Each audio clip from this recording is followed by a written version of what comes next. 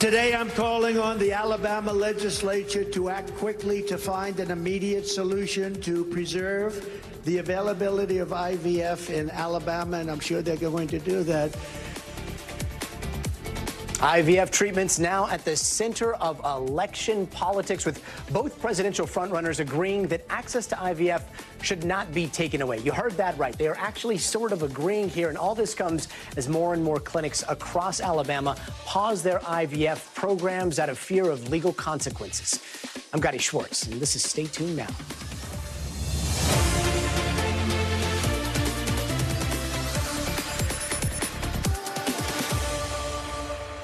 Now, here's something you don't see every day. The first time that we've seen President Biden and former President Trump see eye to eye on something in a while. Both of them taking aim at that controversial embryo ruling that just came down out of Alabama. But there are some important differences that we should point out. Today, we saw Trump urging lawmakers in Alabama to keep access to in vitro fertilization.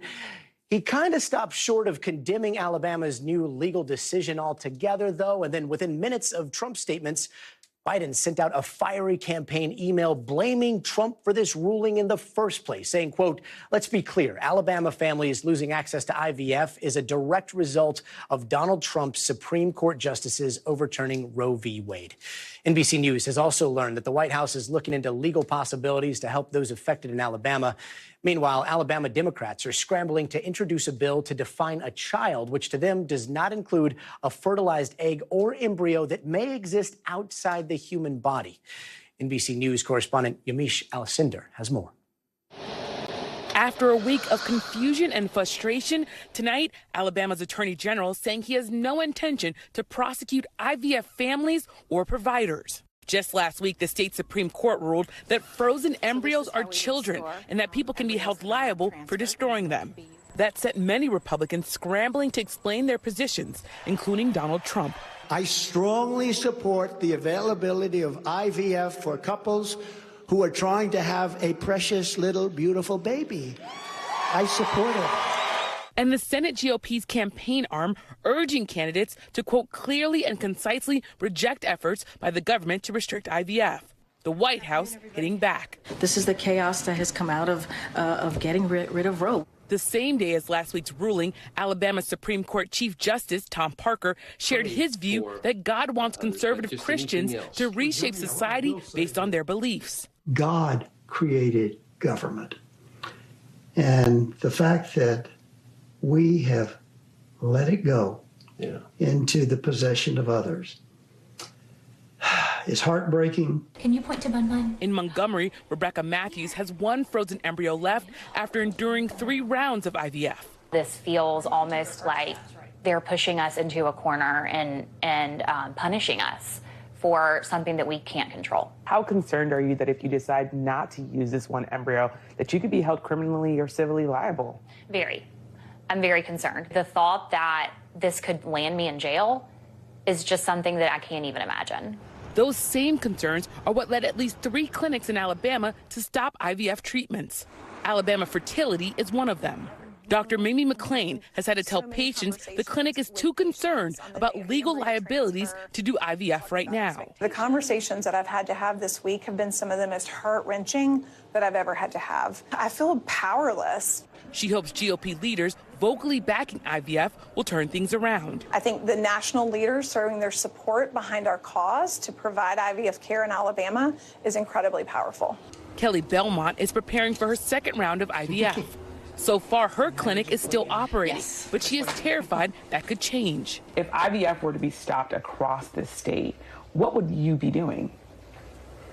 Honestly, I think it'd be over for us. We had to pull from our 401k just to pay for what we've already done.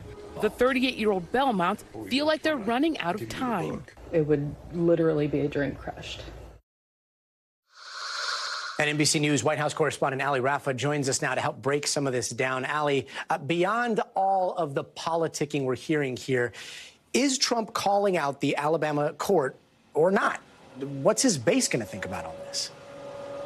Yeah, Gadi, well, it certainly seems like it. We saw former President Trump, after days of being silent on this issue, say during that event tonight that Alabama should preserve the availability of IVFs. He said, quote, "I'm calling on the Alabama legislature to act quickly to find an immediate solution to preserve the availability of IVF in Alabama," and I'm sure they're going to do that. Trump also saying that he's had many Republicans call him and ask him on how to address this issue. And that's a delicate dance that we're seeing several Republicans taking, at least publicly, not even mentioning the private conversations that are going on as they try to pave this new road. We've seen Trump's lone GOP rival, his former UN ambassador, Nikki Haley, walk her comments from earlier this week back when she said that she supports the Alabama Supreme Court's decision to recognize these embryos as children. She also spoke about her personal experience with artificial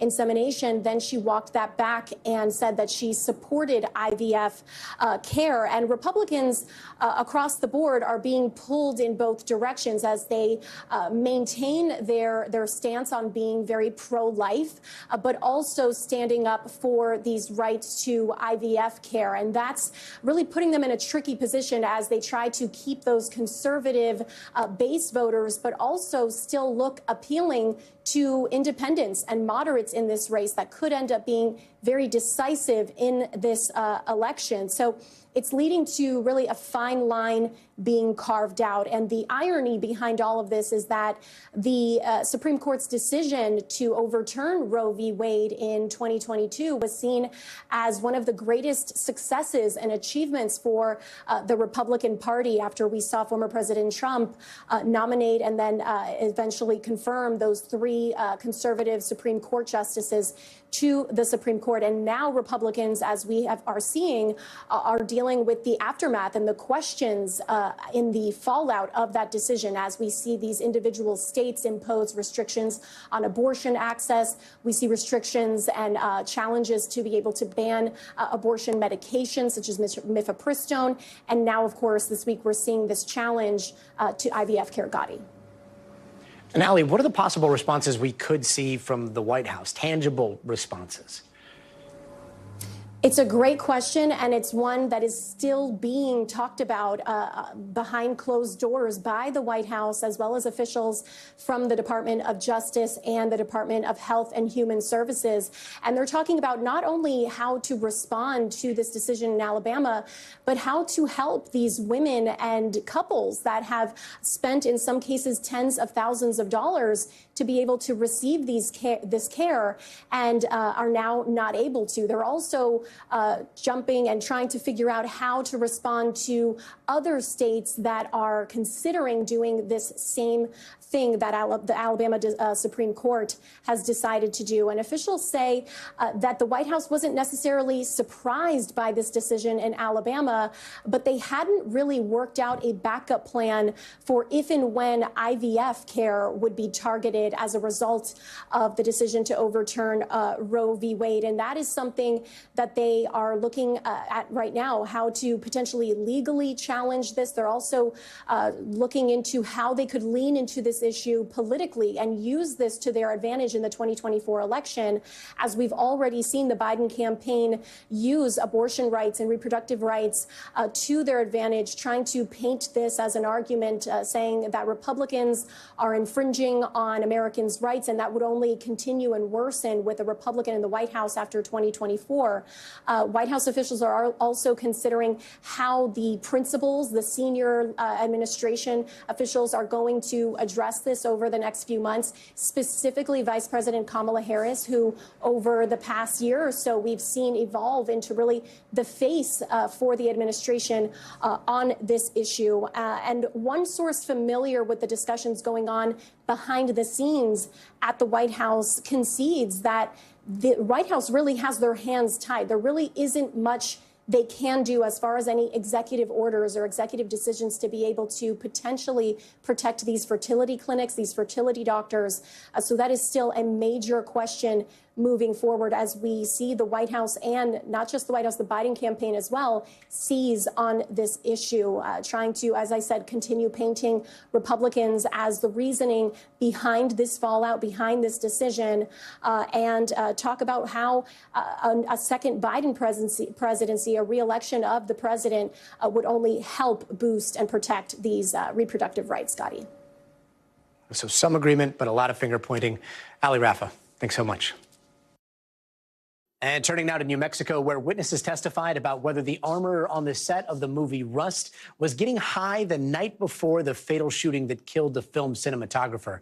Now, Hannah Gutierrez-Reed is on trial for manslaughter, with prosecutors saying she was responsible for the live round that should have never been in the gun that Alec Baldwin says he was holding when it went off. And today, those prosecutors zeroing in on evidence from a box of dummy bullets that contained a live round to text messages that appeared to show Gutierrez-Reed talking about getting stoned the night before the shooting.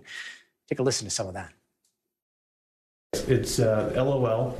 I don't need that tonight anyways. Right on. I might go smoke in the jacuzzi soon, but maybe not. I'm so pooped. It says, headed down to get high out back. Just for context, what does that message say? That message says, time to eat now, how the blaze says go. Is there a response to that text that we're looking at here in green? There is. And what does that text message say? It says, I'm still smoking. NBC News correspondent Dana Griffin has been covering this story from Santa Fe. She joins us now. Dana, thanks so much for being with us. Those text messages we just listened to, how damning are they? Talking about getting high and a smoking sesh. Yeah, Gadi, it's pretty bad because it points to the words that the prosecution has used describing this defendant as sloppy, unprofessional. Also, it may point to that drug use could have impaired her judgment the next day. They say she did not take the time to check those dummy rounds before handing that gun over to the first assistant director, who then handed the gun to Alec Baldwin. So, for lack of a better term, they're trying to paint her as this druggie who was irresponsible. Gadi? A big part of this is figuring out how these live rounds ended up on the movie set in the first place. Any answers as to that? So we heard from the crime scene tech that took photos and also was part of the search warrant at the props facility, the supplier of these dummy rounds. And the prosecution made a note that there was no way that live rounds could have been mixed in with the dummy rounds, and that crime scene tech confirmed that she did not find any live rounds in those dummy round boxes that were at the location. So it's hard for the defense to argue that they were shipped in. So the prosecution, again, wants to paint the picture that Hannah Gutierrez-Reed is the one responsible for bringing that live ammunition on the set of this movie film, which should have never happened under any circumstance. Gadi? Meanwhile, Alec Baldwin, he's not on trial for this yet, but Gutierrez-Reed's defense attorneys, they're already trying to pin this on him. Does anything that we saw from today help that case?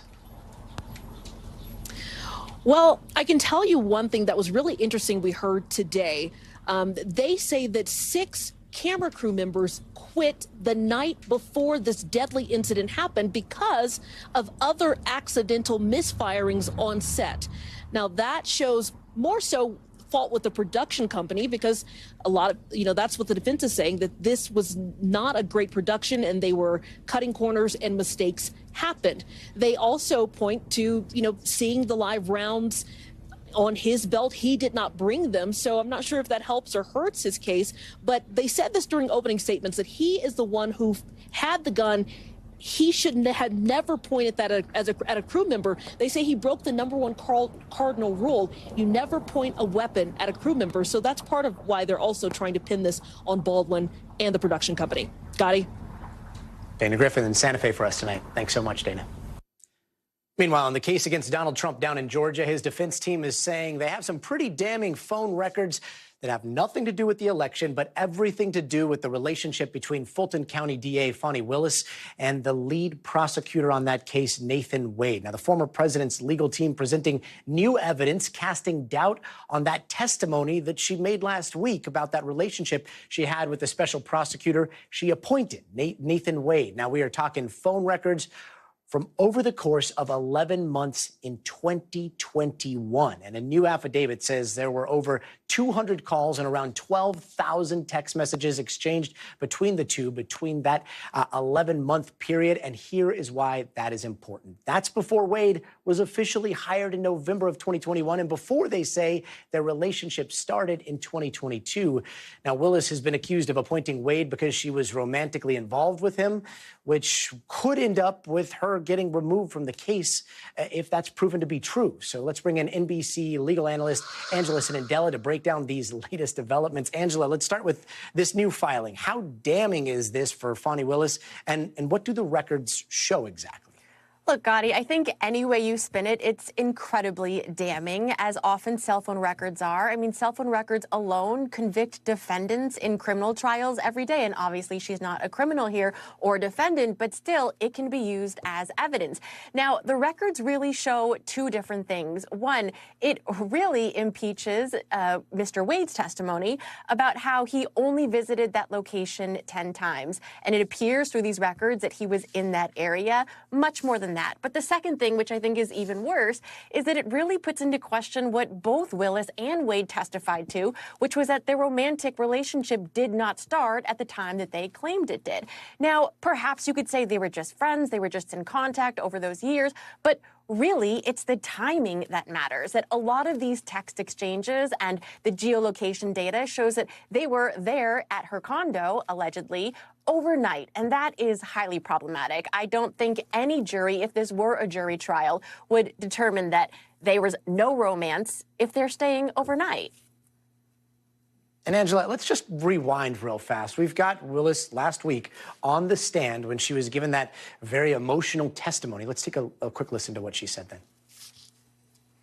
You've been intrusive into people's personal lives. You're confused. You think I'm on trial. These people are on trial for trying to steal an election in 2020. I'm not on trial, no matter how hard you try to put me on trial.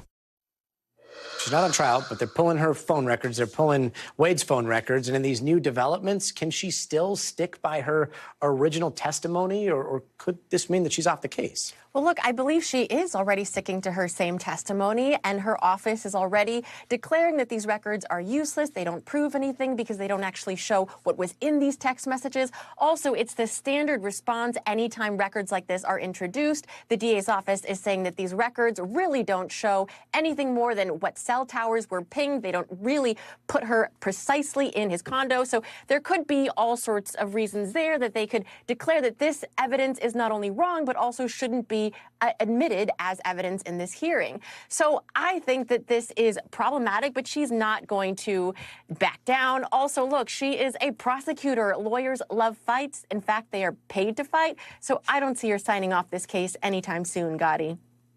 And Angela, just talking about those, I mean, we were talking about criminals getting convicted on cell phone records, but how did the Trump's team get these cell phone records? We're talking about the prosecutor here, not the person that's on trial. Right. So anytime you're involved in any trial, whether or not it's civil or criminal, any attorney on either side can always subpoena the cell phone companies for their records. And in this case, it was AT&T. Now, AT&T or these companies don't always agree to these subpoenas. They don't always approve these records requests. But in this time, they did. And they approved them allegedly on February 15th, it seems, from this filing. And at that point, all was released. But I will also like to say that at this point, we don't know whether or not these records will be admitted into evidence. That is a choice for the judge to make. Gadi. Angela Sinandela, thanks so much for joining us. And tomorrow marks 2 years since Russia invaded Ukraine, and our teams were on the ground there when that chaos began. Let's look back.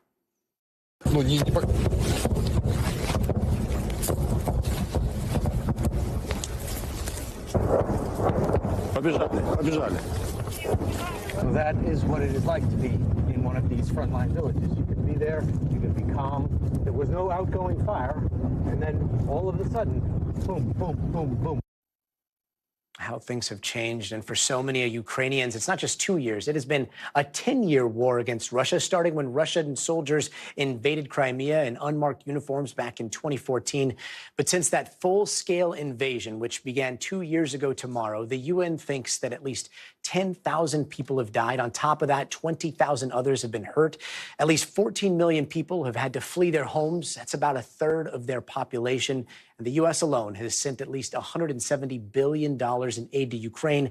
Congress is trying to secure an additional $60 billion in aid to Ukraine. And today, on a visit to Ukraine, U.S. Senator Chuck Schumer stressed the need for it. We want to tell them what we have seen. We want to show them. We have heard from so many that if you don't get the aid, you will lose the war. But if you get the aid, you will win the war. And here is an overview. This is what Ukraine looks like right now. A majority of their eastern territory is controlled by Russia. And joining us now is former U.S. Ambassador to Ukraine, Bill Taylor.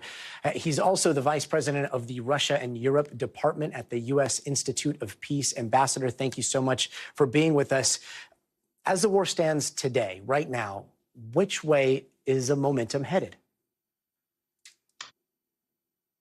Well, Gadi, the Russians are making some progress, marginal progress, on the ground. The Ukrainians are having good success against Russian aircraft. They're knocking aircraft out of the sky. Ukrainians are also having good success against the Russian Navy. Ukrainians, without a real navy, are using drones to push the Russian Navy out of the western part of the Black Sea, this is important, Gadi, because this allows the Ukrainians to export. So it's a mixed picture there. There's no doubt that on the ground it's not going well for the Ukrainians. Why? Because they don't have the ammunition. And that's the question for our Congress. Can they provide the funds for the ammunition to allow the Ukrainians to defend themselves? And not just ammunition, right? In terms of military aid and weapons specifically, what could be some of the biggest game changers for Ukraine? We keep hearing about the possibility of F-16s entering this fight pretty soon, more missiles. Are there any game changers on the horizon? Game changers is probably not the right way to think about it, but there are some weapons that can help the Ukrainians regain the initiative. They're going to need all kinds of, they're going to need the artillery ammunition, as well as the anti-aircraft ammunition, the missiles that take down other missiles as they come in, drones. That's really important. But there is one missile system. It's called ATACMS, the Army Tactical Missile System, that goes a long way. And we haven't provided that long-range ATACMS yet, and that would let the Ukrainians go deep into Russian-occupied territory and destroy headquarters and ammo dumps and make it very difficult for the Russians to pursue that invasion. I hate to ask this question, but we're now 2 years in, 10 years if you count the Crimea invasion. But looking down the road in 2 years, what would happen if Putin succeeded? If we allow Putin to succeed, and that's what it is, it's us allowing Putin to succeed. We can keep him from succeeding. Let's be clear. The Congress just has to pass this aid package. But if we don't, if the Congress doesn't, and if Putin then is able to take over Ukraine, he will be face to face. Russia will be face to face with NATO nations. They already are, of course, in the Baltics, in the Latvia, Estonia, and Lithuania, and in Finland now. Finland is now right smack up against Russia. But Russia, if it takes Ukraine, will be face to face with NATO proper, with Poland, with Romania. And we have soldiers there. We have U.S. soldiers, part of the NATO forces, right there on the borders. Former U.S. Ambassador to Ukraine, Bill Taylor, thank you so much for joining us tonight. Thanks, Gadi. And don't go anywhere. We are just getting started. We've got a question. Is the general election all but decided, or could there be a twist that we are not considering? We're going to take a look at all the possible scenarios. Plus, there's a suspect in custody after a woman was found dead on a campus at the University of Georgia, and we've got the breaking details just coming in. And also, new tech might be able to find issues with your heart before your doctor even knows there's a problem. We're going to show you the life-saving artificial intelligence later this hour, so stay tuned.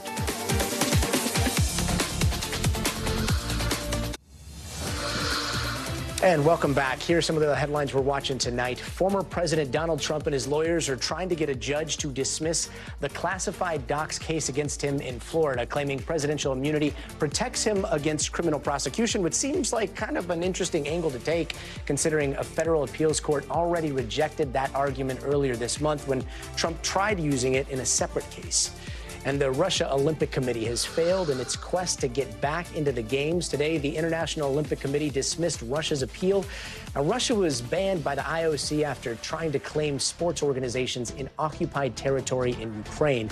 Russian athletes can still participate in the Games in Paris this summer, but only as so-called neutral athletes.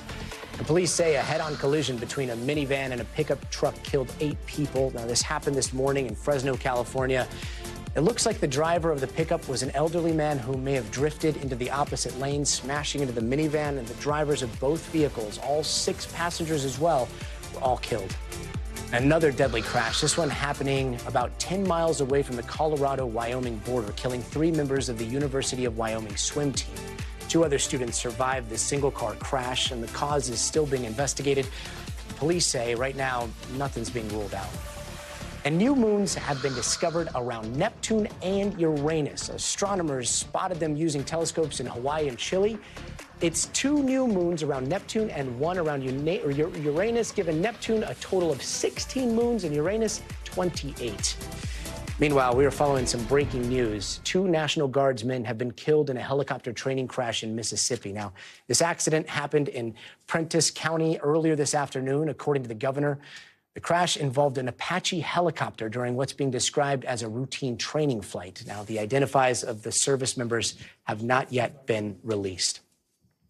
Meanwhile, on the road to the White House, it is 24 hours till that South Carolina primary and what's expected to be a foregone conclusion. Nikki Haley is trailing in the polls in her own state in a big way, but vowing to stay in the race against frontrunner Donald Trump no matter what happens tomorrow. And if you're wondering about the Dems, well, Joe Biden already won the Democratic primary there weeks ago, getting 96% of the votes. No surprise there. But what if the Democrats do see a surprise sometime before the DNC convention in August? And what if, just hear me out here, but what if Joe Biden decided to step down and not run for president? Well, over the last week, that question keeps coming up more and more outside of the D.C. Beltway, and the whispers that are getting louder and louder are saying, what about an open convention? Now, a lot of this started with Ezra Klein asking those questions in a New York Times piece, and it kicked off a whole lot of Democrat v. Democrat infighting. It really comes down to whether President Joe Biden is too old or appears too old to beat Trump. But for now, let's just table that whole old versus maybe just looks old debate for another day and do a quick refresher on what an open convention even means, especially considering that this year's convention is set for Chicago, which ironically was the site of the last real brokered convention in 1968 during a very, very turbulent time. Take a look. And now the confrontation is just moments away. They're moving closer, and the demonstrators are sitting in the middle of the road. They're sitting down now, right in front of those jeeps, moving forward with the barbed wire. And we can guess, there it goes, the tear gas is going out now into the crowd. They're moving back now with the tear gas exploding. Just a few minutes ago, about half a dozen policemen went into the crowd. It is believed they went in to try to take control of the microphone. The times have changed so much since then, but you know what? Human nature hasn't, and neither have a lot of the weird, confusing rules that govern how presidents are elected in this country. So joining us now to have what should be a very spicy what-if conversation is Peter Hamby, host of Good Luck America on Snap, host of The Powers That Be on Puck, and political writer extraordinaire. Peter, thank you for braving L.A. traffic to be here. Now, we just saw those images of 1968 in Chicago. Can you give us a quick history lesson as to what may have been happening there and why any political party would go into a convention without having a nominee? First of all, Gadi, I'm glad we're having this conversation because the chatter is loud. The White House insists Biden is going to be the nominee, but he is old. He could make the decision. It's not implausible. Sometime between now and this November, step aside. 1968 was interesting. It's misremembered a little bit. It wasn't totally a brokered convention. What happened heading into it, it was in August 1968. In June, Bobby Kennedy was assassinated. His delegates scattered among Gene McCarthy, George McGovern, the big anti-Vietnam War protest delegations. But Hubert Humphrey was Lyndon B. Johnson's basically picked to succeed him. He was the mainstream establishment guy who supported Johnson's policies in Vietnam. He went into that convention in Chicago as the favorite. He had already collected the delegates, and he won on the first ballot. That did not mean that the anti-war voices in the delegations didn't try to challenge it. They wanted an anti-war plank in the Democratic plank that year. That was voted down. And those images of what happened in the streets, there was a confluence of things happening. You had hippies who wanted to basically dose delegates with LSD so they could dupe them into voting a certain way in the convention. You had Mayor Richard Daley of Chicago, who was a law and order Democrat, who wanted to project order at the convention. He was furious that these protesters were in the streets, so he sent out the notoriously violent and sometimes racist Chicago police to bash heads. You had disputes within delegations over whether certain delegations from the South were racially diverse. You had the famous incident with Dan Rather on the floor of the convention in Chicago, being, muscled around by security because, again, they wanted to distract from all the disorder that was happening. So, look, Humphrey won, but it was challenged.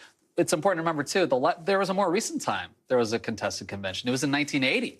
Ted Kennedy challenged Jimmy Carter, a sitting president from the left, for the nomination. He went down in a roll call vote as well. So, look, I don't think we're going to have a contested convention, but crazier things have happened. Crazier things have happened. And let's just say, let's play what if a little bit more today. It's Friday. Let's say Biden did step down. I mean, there's still 200 and some days before the election. That means 200 and some days of trying to not have gaffes, missteps, being scrutinized under a microscope.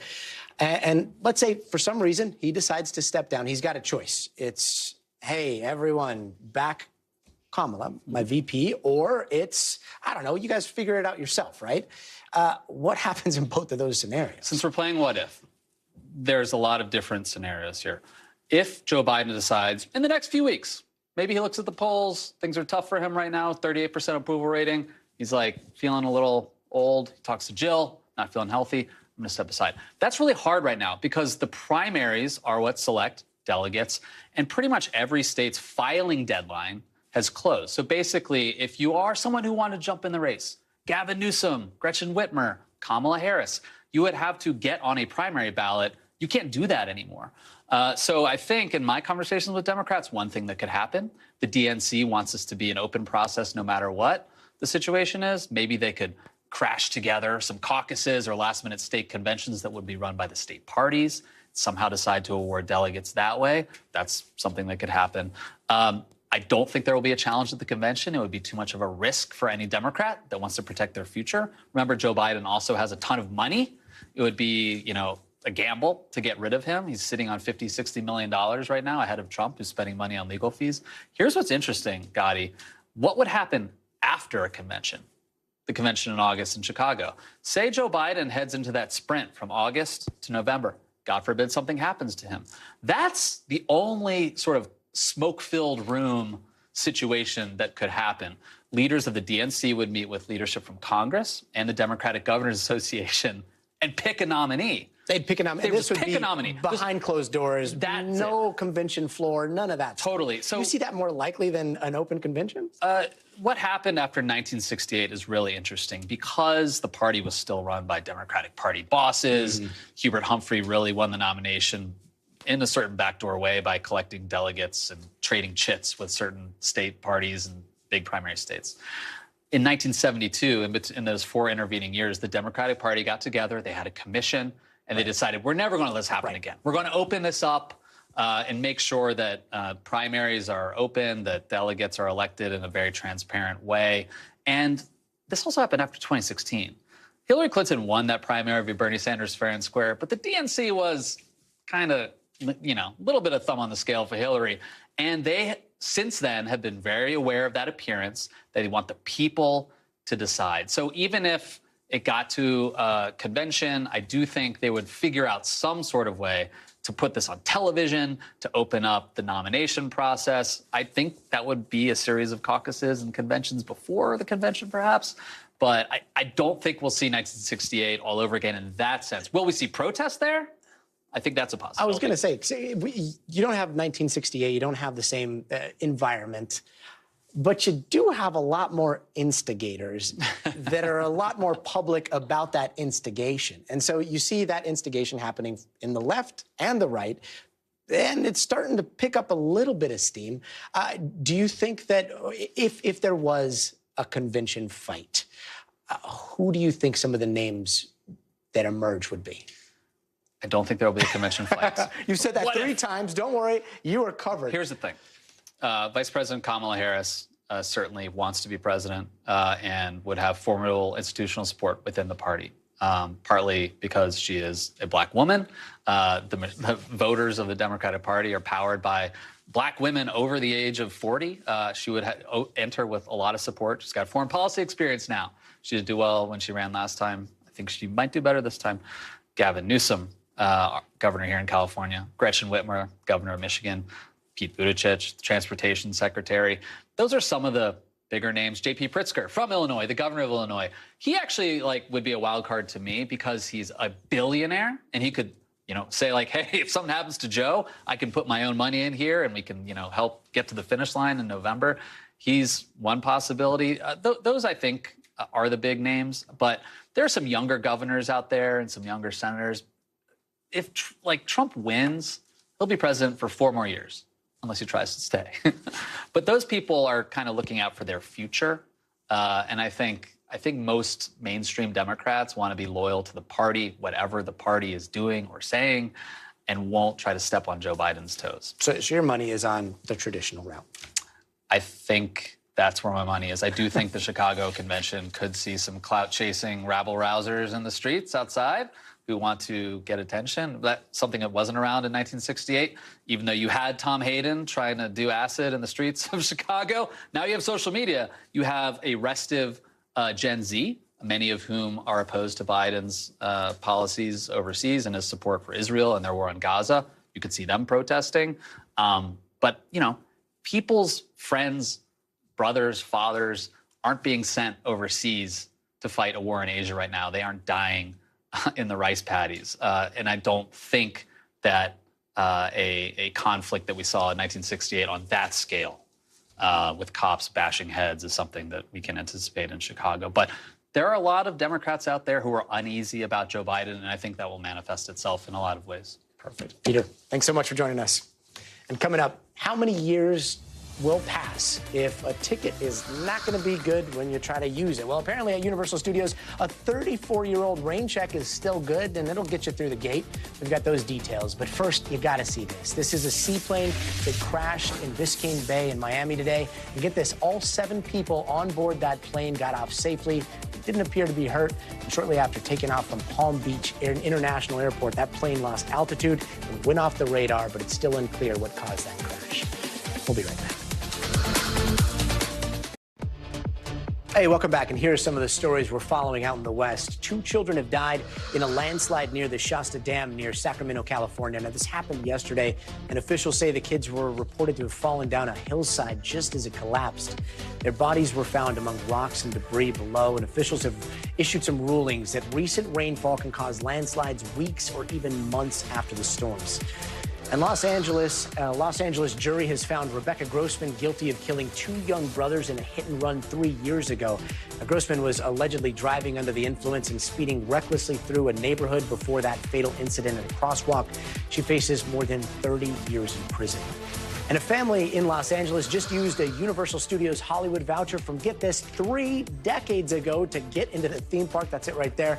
They first got that voucher back in 1990 when the family's trip to the park was ruined when rainy weather forced it to close most of the attractions. They were told it would work for the rest of their lives, and it turns out it did, or at least for 34 years. And campus police at the University of Georgia say they now have a suspect in custody in connection with a woman found dead there. NBC News correspondent Blaine Alexander has more. After a terrifying 24 hours in the bustling college town of Athens, Georgia, tonight police have announced a suspect is in custody in what university officials say is the murder of 22-year-old Laken Riley. University of Georgia police have identified a person of interest who is being questioned. We want to stress that this continues to be an active, ongoing investigation. Police say a friend of Riley's called 911 Thursday afternoon, saying Riley went for a morning run and never came back. Officers searched the area and within minutes found her body in an area around Lake Herrick near the school's intramural fields. The individual was unconscious and not breathing and had visible injuries. Here in Athens, the homicide has rocked 2 different campuses. Riley was a junior at Augusta University's College of Nursing, where she was on the dean's list. She had recently transferred from the University of Georgia. A student there until last spring, she remained active with her sorority. Today, classes on both campuses are canceled. How have these past 24 hours been? Honestly, I mean, it has been really hard on all of the students. I mean, everybody thinks that they're safe, but in reality, like, you never know. UGA senior Milka Ramirez lives right by the fields where Riley was found. I mean, that's very kind of concerning and scary, just because that did happen very close by. Wayne Alexander, thanks so much. And still to come, if you think you've had a tough commute today, there was a 100-car pileup in China. Yeah, 100 cars. So what caused all this? We've got the details, so stay tuned.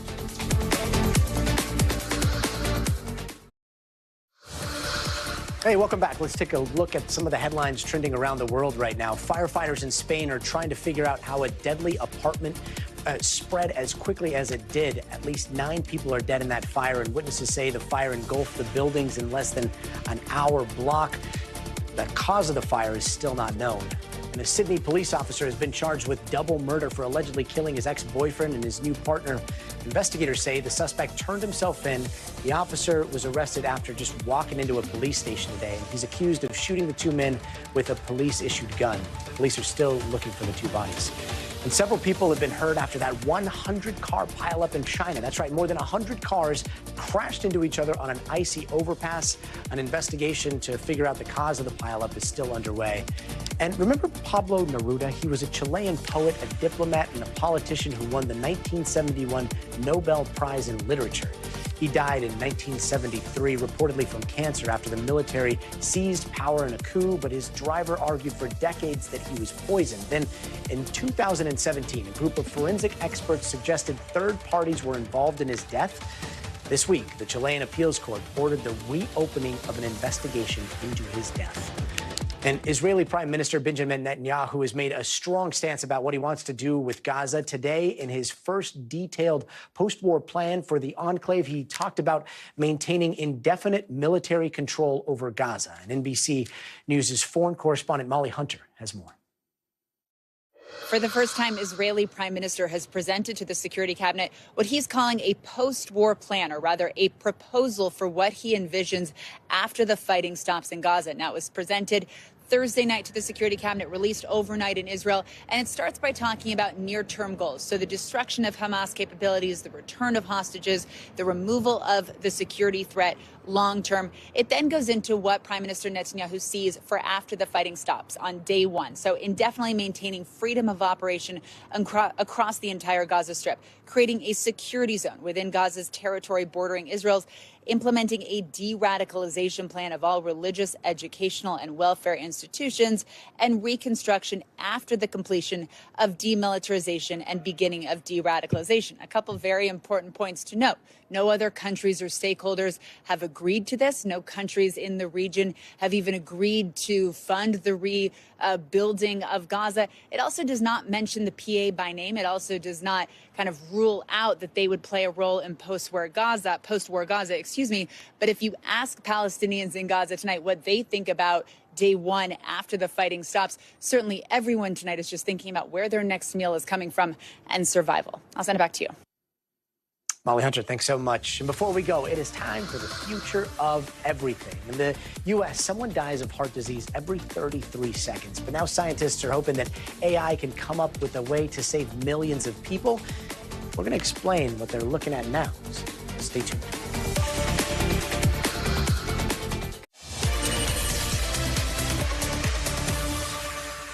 Tonight, there's been some news that broke in the world of journalism that really had me thinking about the future of what we do, because there was a time about a decade ago when a lot of people, myself included, were convinced that the latest kid on the journalism block, the young, the brash, the creative journalists at Vice News were going to be the future of news. Well, this week, Vice announced that they are shutting down their flagship website and laying off hundreds of employees. And this is the same Vice that was once valued at more than $5 billion for its appeal to younger audiences. And the same Vice whose news division won Emmys and Pulitzer Prizes and brought you moments like this.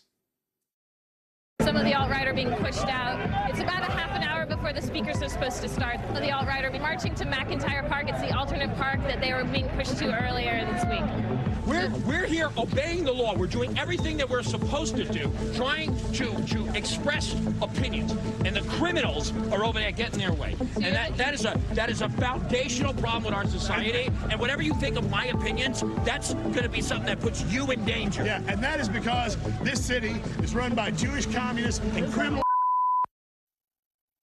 Now, Vice's fate tonight is the same fate shared by some of the other future promising sites, BuzzFeed News, Messenger. And with more and more outlets going to the digital graveyard, it makes you wonder, are we headed towards some sort of new era of digital news? So joining us now is Washington Post media reporter Will Sumner. Will, thank you so much for joining us. Last year it was BuzzFeed News. Now it's Vice. All these companies were once seen as the next big thing.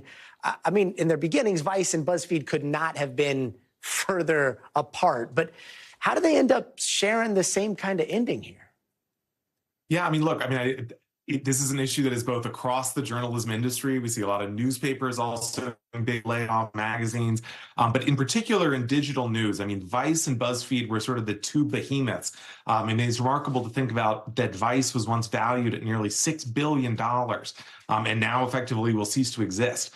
And so essentially what happened was ads really dropped off. Facebook and Google really sort of have a stranglehold on the ad market. So it's very difficult for publications to make money through clicks, which is sort of what the business model was for both of those sites. And just overall, I mean, the traffic is dropping off. A lot of sites like social media sites like Facebook have made it a lot harder for news sites to get traffic through there. So, I mean, there's a whole lot of factors. And it's also just more broadly an issue facing journalism overall.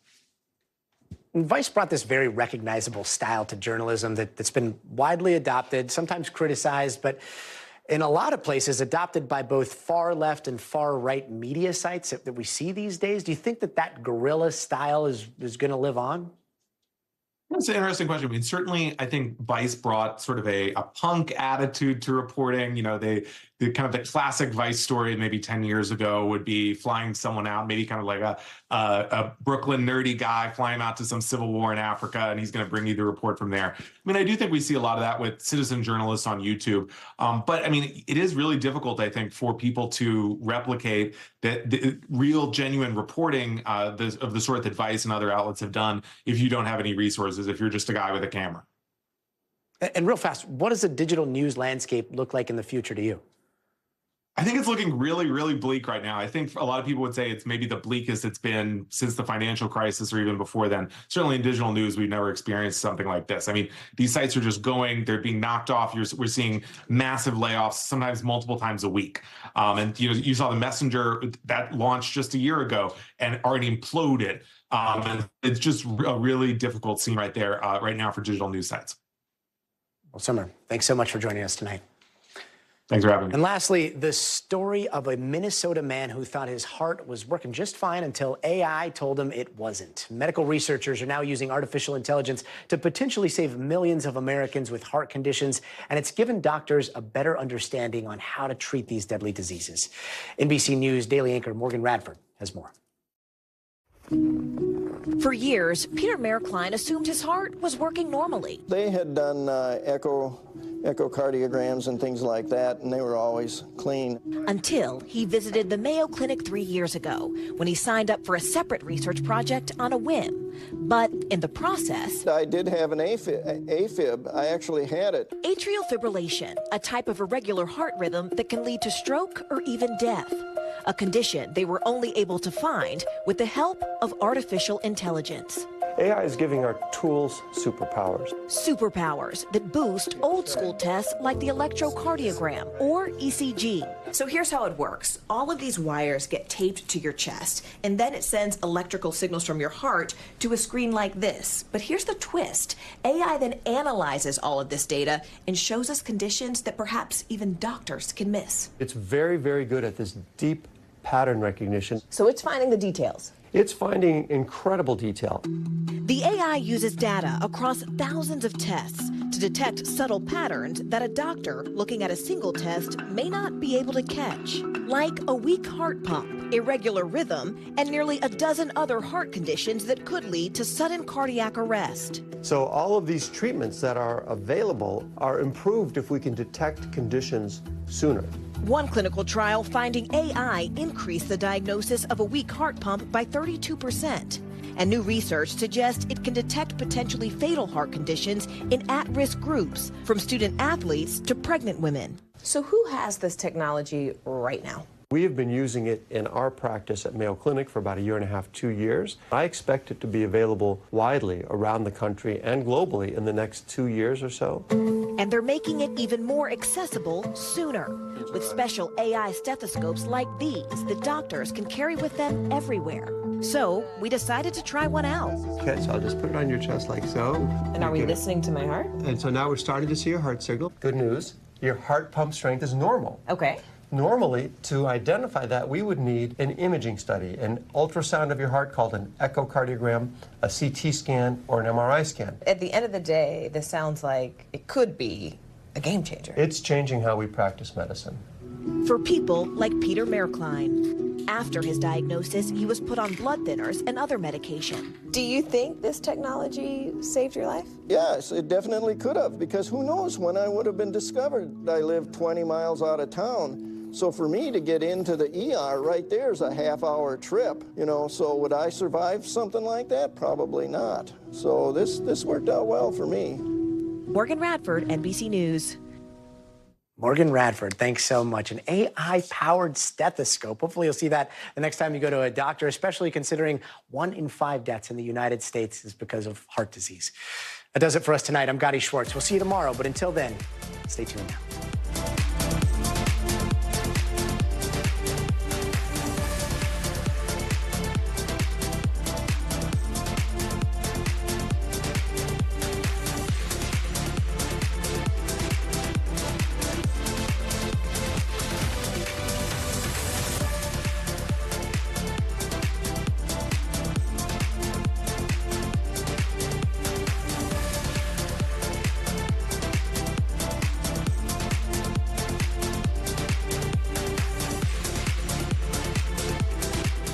Thanks for watching. Stay updated about breaking news and top stories on the NBC News app or follow us on social media.